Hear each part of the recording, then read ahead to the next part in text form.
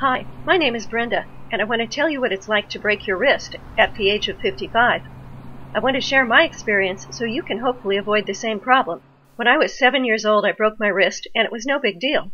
I got a lot of attention, friends signed my cast, and 3 weeks later the cast was removed, and I went immediately back to all of my usual activities. No big deal.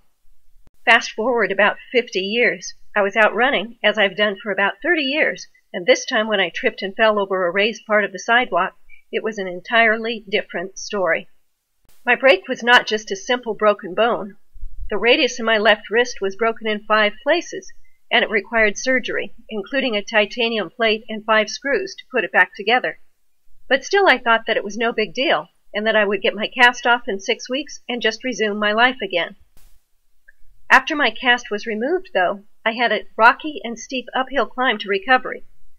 I developed something called reflex sympathetic dystrophy, or RSD.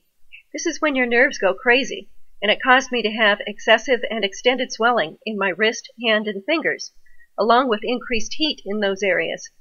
My 2 hands looked very different, and my left hand and wrist were pretty ugly. When the cast was removed, my hand and wrist were so weak that I couldn't hold a piece of paper without having my hand shake. And forget about cutting meat, turning a doorknob, or even opening the refrigerator door. All of those things were impossible for me to do. I worked with an occupational therapist twice a week for 12 weeks, along with doing up to 3 hours a day of assigned exercises at home. The restoration of the function in my wrist, including bending it in a waving motion and turning it in rotation, was painful and very slow. The RSD made it difficult to move my fingers, and I worked very hard to get normal movement back.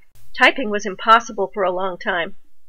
7 months post-surgery, I can still tell that my left hand and wrist aren't as strong or as fluid as my other hand and wrist, but at least I have virtually regained its full function.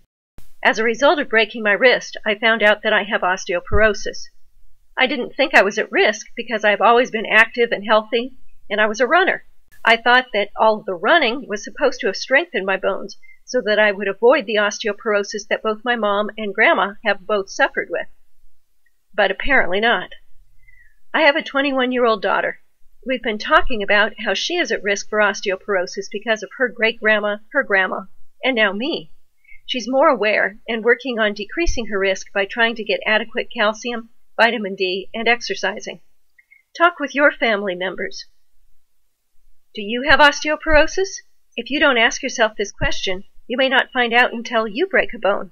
Believe me, breaking your wrist is something you want to avoid, and I don't want to repeat.